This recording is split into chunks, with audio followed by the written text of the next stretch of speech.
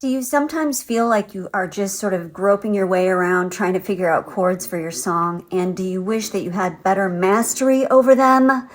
Let me talk you through some of the fundamentals of chords and how to hack into some really cool options that take you outside of the normal constructs of what your scale is dictating for you.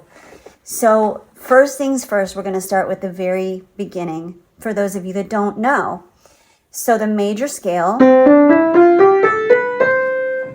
the word diatonic means notes that naturally occur within that scale. So I'm playing all the white keys for the C major scale. Anything on the black keys would be considered non-diatonic for the C major scale. So the chords are major 1, minor 2, minor 3, major 4, major 5, minor 6, 7 diminished, and back to major 1. So that's just the triads that are all diatonic to the key of C major. And a lot of people only limit themselves to these chords. But let's talk about the minor scale. So it's got a flatted 3, 6, and 7. So the minor diatonic chords are minor 1, 2 diminished, flat major 3, minor 4, minor 5, flat major 6, and flat major 7. I call it flat because the root is different than, the root being the bottom note of the chord, is different than it is for the major scale that starts on the same note.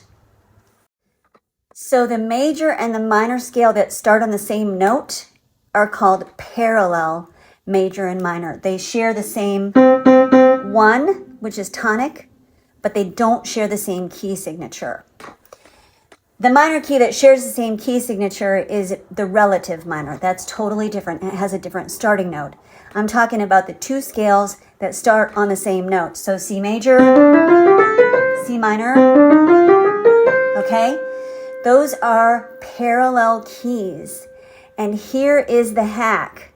You can borrow between C major and C minor. Now, I'm not going to go into all of that on this one video because I don't want to overload you, but I will be making more videos about borrowing chords from the parallel major and minor, and also other chords in addition that you can just slip into your song that are not diatonic to the scale that you're using.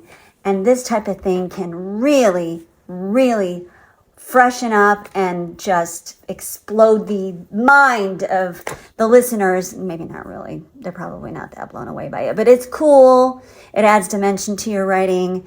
And I'll give you some examples of where it's used and the psychology that it can affect and all of the amazing inner workings of how you can make chords your bitch and be the puppet master of people's emotions.